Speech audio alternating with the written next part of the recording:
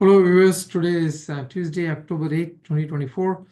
I'm here to share my thoughts and opinions on the US presidential elections 2024.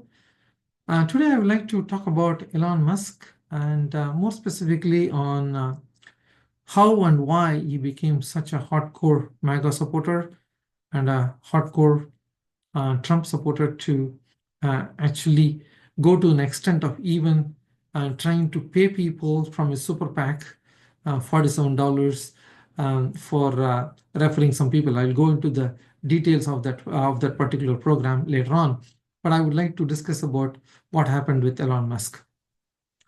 So before I go into the episode, I would like to state that I am a big fan of Elon Musk. What he has done in the electric vehicle area is something excellent and brilliant. He has really revolutionized the electric vehicle industry, and he is a great innovator and a brilliant mind, and he has always pushed the envelope on the technological advancements, and we really need people like him to actually work on such projects and give us more products in the technological areas. So I'm a big fan of Elon Musk. So whatever I'm going to say in this program has got no reflection on what I feel about him in terms of his intellectual ability and his companies as well. So having gotten that out of the way, let me just go into the episode about Elon Musk and why and how he became such a hardcore MAGA supporter. So first of all, Elon Musk was always someone who was considered as a center-left or a centrist kind of a person. And in fact, he himself has admitted that he has voted for Obama in 2008 and 2012 and voted for Hillary Clinton in 2016 and even Joe Biden in 2020. And if you look at his Tesla company's record, in 2008, late 2008, he was in a severe crash crunch.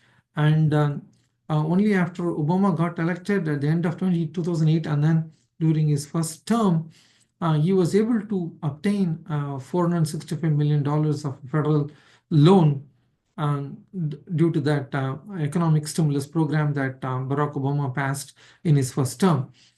Granted, Musk used that money wisely and he also built factories, but then he also repaid the money earlier than anticipated.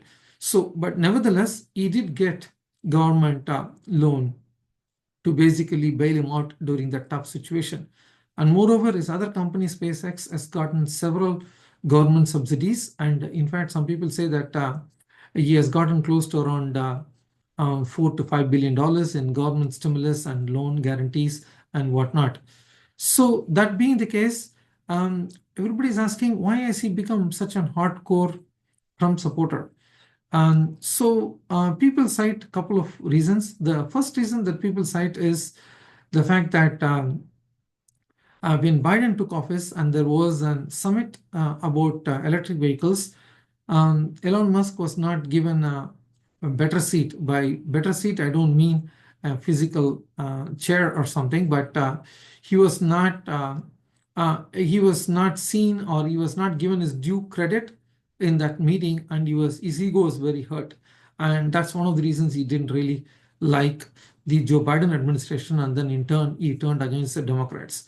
The second reason that people cite is that he wanted to have some kind of an unfettered speech in his when he purchased Twitter, and he renamed it as X. So he wanted everyone to share their opinions, and he didn't like the idea of basically suspending somebody's account or deactivating somebody's account because of the language that has been used on that platform. So that's another reason he thinks that Democrats are out there to get him. But nevertheless, this was the same guy in 2023. His choice was neither Biden nor Donald Trump. And in fact, he said he didn't want Donald Trump to win the Republican primary. He supported Ron Desantis. In fact, if you guys would remember, Ron Desantis actually announced his candidacy for the Republican nomination through a live interview with Elon Musk on the X platform. And they did have some technological difficulties during that launch, and that's a different issue. But nevertheless, he did announce his candidacy in that platform. And Elon Musk was always going to support Ron DeSantis, but unfortunately, Ron DeSantis dropped out. And so at that time, Donald Trump was very furious. And in fact, he said that during my term, I could have made Elon Musk big in the White House if I had wanted. That's what Donald Trump tweeted during that time. So with all these tweets from Donald Trump actually ridiculing and shaming Elon Musk, even with all this, it looks like Elon Musk is all in for Donald Trump. In fact, he has started a program a couple of days ago from his super PAC where he's saying that any person who refers a registered voter in the battleground state to a link that he has, which collects data about that person, and that person should basically a person who should fight for or support the First Amendment right and the Second Amendment right, meaning free speech and right to bear arms. So he is offering $47 for any person who can refer an individual who is a registered voter from the battleground states, who can go to that link and who pass that pass the test of supporting the First Amendment and the Second Amendment right.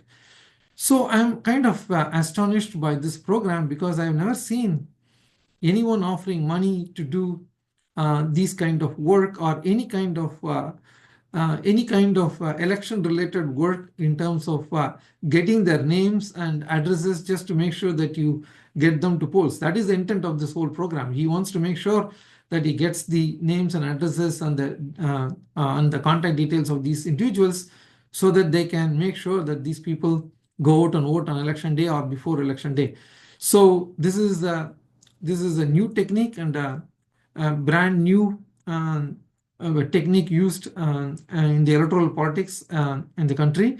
So it's very interesting, but also is very damaging to the very fabric of a democracy. We don't want people to provide money to people to give contact details of other person who may be your supporter. I think it's a slippery slope. But nevertheless, coming back to Elon Musk, in spite of Donald Trump ridiculing him or shaming him, he is still supporting him. So that makes me wonder what's up with these people. Like Elon Musk is not the only person. Remember, Lindsey Graham in 2016 primary, he was the one who was so much anti-Trump. But then he turned around and became one of the strong supporters of Trump in the Senate, and he is a strong MAGA supporter till now. So I don't know what makes these people switch gears and go from being staunchly anti-Trump to staunchly pro-Trump.